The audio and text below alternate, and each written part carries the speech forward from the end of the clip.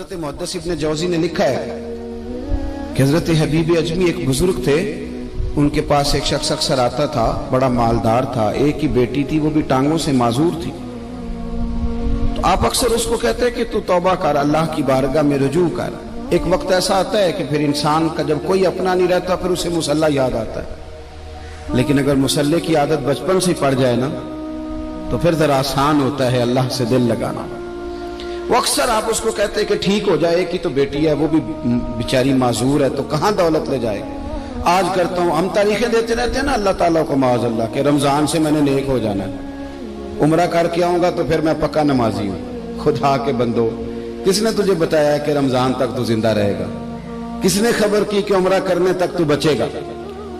حضرت حبیب اجمی اس کو کہتے تو کہتا بڑی جلدی ٹھیک ہو جاؤں گا۔ ایک دن سویرے سویرے توبہ کرنے آ گیا۔ آپ نے فرمایا کیا ہوا؟ تو کہنے لگا حضرت جی کل ایک 15 سال کا نوجوان ملا ہے اور مجھے توبہ کرا گیا۔ مزہ ہی اس عمر میں اللہ اللہ کرنے کا، نبی کریم سے محبت بھی کرنی ہو تو یہی عمر ہے۔ عشق لگا سی کھیڈاں کھیڈ دی نوں تے پھر مینوں کھیڈاں بھول بھول گئیاں، کجل پایا سی میں یار دے ویکھنے نوں، پھر او دی یاد وچ روندیاں ہی ڈول گئیاں۔ حیدر شاہ اس گلی کدے نہ رولدی پر ہن تے رولدی رول گئیاں۔ جن لوگوں نے ابو جہل کو قتل کیا تھا ان کی عمر بھی 15 سال تھی۔ ہم تو بڑے ہی نہیں نہ ہوتے ساری زندگی، نہ ہمیں کو بڑا ہونے دیتا ہے، ہم بڑے ہی نہیں ہوتے، یہ تو عمر ہے کچھ کر گزرنے کی۔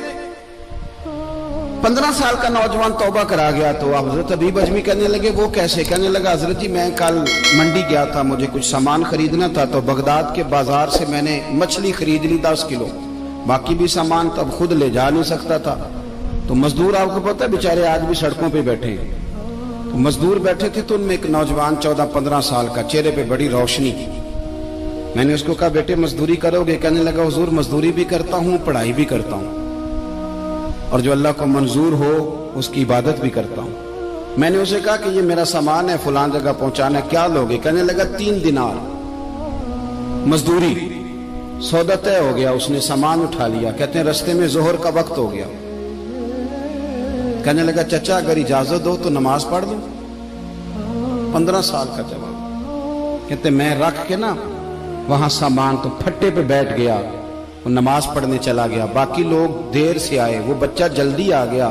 میں نے کہا بیٹے آپ جلدی آ گئے؟ کہنے لگے نفل چھوڑ دیے، اب یہی نہ سمجھ لیں کہ کام چور ہے، میں بعد میں پڑھ لوں گا۔ کہتے ہیں وہ دوپہر کا وقت، رمضان بھی نہیں تھا، میں اس بچے کو نوجوان گھر لے گیا اور میں نے اپنی بیوی سے کہا کہ بڑا نیک ہے، نمازی ہے، اور راستے میں یہ بھی ہوا ہے کہ میں نے اسے ایک دفعہ کہا ہے کہ یہ مجھے تھوڑی دیر کے لیے دے دو، گرمی بڑی ہے، تمہیں پسینہ آ رہا ہے، میں اٹھا لیتا ہوں۔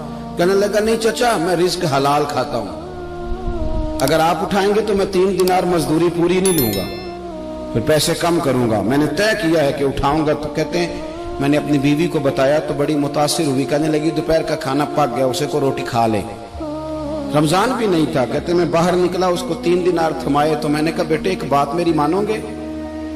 کہنے لگا بتائیے۔ میں نے کہا کھانا پکائے کھا لو۔ کہنے لگا میں معافی چاہتا ہوں، میں نے روزہ رکھا ہوا ہے۔ حضور نے حکم دیا، حکم نبی کریم نے حکم دیا، بخاری مسلم کی حدیث ہے، فرمایا نوجوانوں اگر تمہارے پاس طاقت ہے تو نکاح کر لو ورنہ روزے رکھو۔ حکم دیا، یا نکاح اور یا روزے، یہ سرکار کا حکم ہے۔ بھائی نفلی روزہ نفس کی قوتوں کو کچلتا ہے، انسان میں نورانیت اور روحانیت لاتا ہے۔ کہتے وہ کہنے لگا میں نے روزہ رکھا ہے، میں اور متاثر ہو گیا۔ میں نے کہا اب کیا کرو گے؟ کہیں اور جانا ہے؟ کہنے لگا نہیں، میں جس دن 3 دینار کما لیتا ہوں پھر میں مزید لالچ نہیں کرتا، باقی وقت یا قرآن مجید پڑھتا رہتا ہوں یا نبی پاک پہ درود شریف پڑھتا رہتا ہوں۔ آپ بتائیں؟ تو میں نے کہا کہ افطار میرے ساتھ کر لو۔ کہتے ہیں میں اسے مسجد چھوڑ آیا اور خود میں لوٹ آیا، افطار کے بعد میں اسے لایا، کھانا کھلایا، عشاء پڑھی، اس کا گھر دور تھا، میں نے ڈرائنگ روم کھول دیا، بیٹھک کھول دی، وہیں وہ سو گیا۔ میری 20 سال کی معذور بچی کبھی چل نہیں سکتی تھی، کوئی طبیب کوئی حکیم میں نے چھوڑا نہیں تھا اس کو دکھایا نہ ہو، ایک ہی بیٹی وہ بھی معذور پیدائشی۔ اس کے کمرے میں گئے، میاں بیوی اسے کھانا کھلا اور بتایا بیٹے ایک نوجوان ہے، بڑا نیک ہے ہمارے گھر میں، آج بڑا پرہیزگار۔ پتہ ہے حضور نے کیا فرمایا؟ نبی کریم فرماتے ہیں جب نوجوان اٹھ کے تہجد پڑھتا ہے نا، نوجوان تو اللہ فرشتوں کے سامنے اس نوجوان پر فخر فرماتا ہے. اللہ فخر کرتا ہے کہ عمر دیکھو اور دیکھو یہ میری بارگاہ. اللہ فخر کرتا ہے, اللہ یعنی خدا خود میرے مجلس بود اللہ فخر کرتا ہے. اب سوچیں, تو ہم نے اپنی بیٹی کو بتایا کہ نوجوان اور بڑا نیک ہے, تو کہتے ہیں وہ کھانا کھلا کے ہم واپس آ گئے. آدھی رات کا وقت ہوا تو دروازے پہ دستک ہوئی. بچی اپنے کمرے میں سو رہی تھی, ہم اپنے کمرے میں, وہ بیٹھک میں.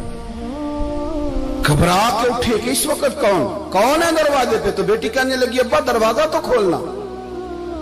کہتے ہیں دروازہ کھولا تو 20 سال ہو گئے تھے بیٹی کو, کبھی اس نے چل کے نہیں دکھایا تھا, کبھی دوڑ کے ادھر جاتی کبھی ادھر آتی. کہتی الحمدللہ اللہ نے میری ٹانگیں ٹھیک کر دی. ہم دونوں رونے لگے, اے اللہ تو کتنا کریم ہے, کیسے ہوا بیٹے سارا کچھ؟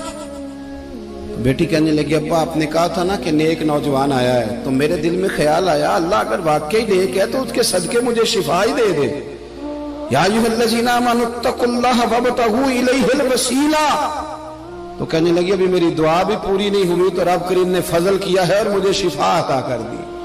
کہتے ہم دوڑ کے اس کے کمرے میں گئے اور جب ہم نے ہاتھ رکھا تو دروازہ پہلے سے کھلا تھا, ایک خط چھوڑ گیا تھا. آج کل کے پیر کی کرامت ہوتی تو فیس بک پہ دے دیتا, باقیوں کو بھی ذرا بھول پتہ چلے. کہتے ہیں وہ خط چھوڑ گیا اپنے بستر پہ کہ اگر تم لوگوں کو مجھ سے محبت ہو گئی ہے تو میرے پیچھے نہ دوڑنا, اس رب کی بارگاہ میں جھکنا جس رب نے میرے اوپر بھی فضل فرمایا ہے اور آپ پر بھی کرم فرمایا. میرے نوجوان دوستو, یہ جو بچپنا ہمیں لوگ کہتے ہیں نا ابھی بچے ہو, ابھی جب آپ بالغ ہو گئے تو نماز فرض ہو گئی, سچ بولنا ضروری ہو گیا, رزق حلال کھانا ضروری ہو گیا, شریعت ساری کی ساری لاگو ہو. ایک تو درگزر سے کام میں, دوسرا اپنی زندگی کے اندر خواہشات کو چھوڑیں. سادہ کھانا تو ویسے انسان کو تندرست